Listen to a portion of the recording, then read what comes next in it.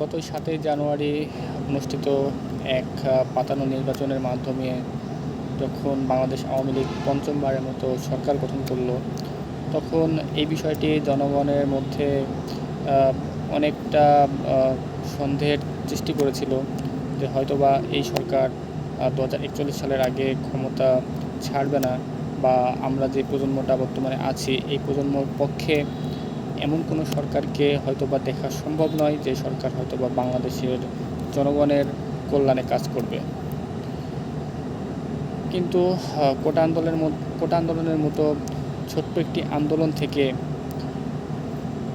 এইভাবে দাবানলের মতো যে আন্দোলনটি পুরো বাংলাদেশে ছড়িয়ে পড়বে এবং সেই আন্দোলনের আঁচে শেখ হাসিনার মতো একজন স্বৈরাচার ফ্যাসিস্ট দানব একজন প্রধানমন্ত্রী ক্ষমতা ছেড়ে দেশ থেকে পালাতে বাধ্য হবেন, এটি আসলে কেউ ভাবতেও পারেনি।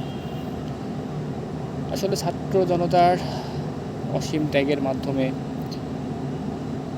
বাংলাদেশ নতুন করে তার সার্বভৌমত্ব আবার ফিরে পেয়েছে। কিন্তু বর্তমান সময়ে দাঁড়িয়ে আবার সেই সার্বভৌমত্ব হারানোর একটি অজানা শঙ্কা সবার মধ্যে দানা বেঁধেছে। বিশেষ করে একটি দেশ তারা চেয়ে আসছে, তারা চাচ্ছে বাংলাদেশকে অস্থিতিশীল করে তুলতে,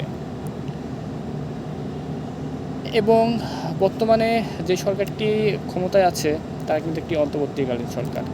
এটি কিন্তু জনগণের ভোটে নির্বাচিত কোনো সরকার নয়। তো স্বাভাবিকভাবে জনগণের ভোটে নির্বাচিত একটি সরকার যেভাবে দেশ পরিচালনা করবে, হয়তোবা কিছু ক্ষেত্রে এই অন্তর্বর্তীকালীন সরকারের পক্ষে পুরোদমে দেশের সার্বভৌমত্ব নিশ্চিত করা হয়তোবা সম্ভব হয়ে উঠবে না বলে আমি মনে করি। এর পিছনে প্রধান যে কারণটি সেটি হচ্ছে গত ১৫ বছরে স্বৈরাচার শেখ হাসিনার যেই রেজিমটি তৈরি করেছেন, সেই রেজিমটি কিন্তু এখনও বাংলাদেশের প্রশাসনে একদম প্রবল প্রতাপে তারা তাদের কর্মকাণ্ড পরিচালনা করছেন, এবং কিছু বিষয় আসলে জনগণের মধ্যে বেশ কিছু শঙ্কার সৃষ্টি করছে যে এই রেজিম কি আসলেই কোনোভাবে আড়াল থেকে এই সরকারকে পরিচালনা করছে কিনা, বা পর্দার আড়ালে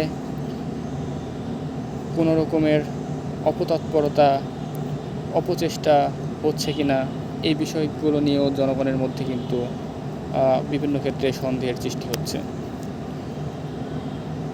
তো এই পরিস্থিতিটা সম্পূর্ণভাবে মোকাবেলা করা সম্ভব হবে যদি বাংলাদেশে একটি সত্যিকার অর্থে জনগণের ভোটে নির্বাচিত একটি সরকার যদি ক্ষমতায় আসে এবং একটি শক্তিশালী নেতৃত্বের মাধ্যমে দেশ যদি সামনে পরিচালিত হয়।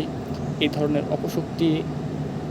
অপশক্তিদের দ্বারা সংগঠিত সম্ভাব্য যে অপতৎপরতা আছে, সেই অপতৎপরতা থেকে দেশকে শুধুমাত্র তখনই রক্ষা করা সম্ভব হবে বলে আমি মনে করি।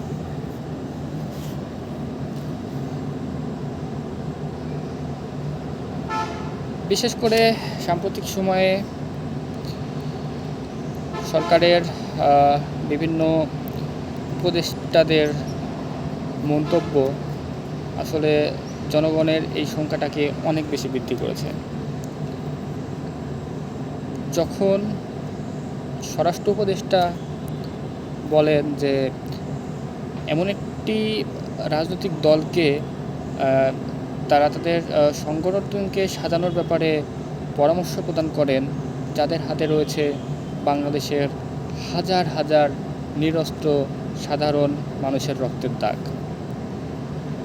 তো এই পরিস্থিতিতে দাঁড়িয়ে স্বরাষ্ট্র উপদেষ্টা যখন এই ধরনের মন্তব্য করেন, তখন স্বাভাবিকভাবেই এই মন্তব্যগুলো জনগণের মধ্যে প্রবল শঙ্কার সৃষ্টি করে যে দেশ হয়তোবা আবারও কোনো অজানা শক্তির কাছে তাদের সার্বভৌমত্ব, স্বাধীনতা হারিয়ে ফেলতে পারে।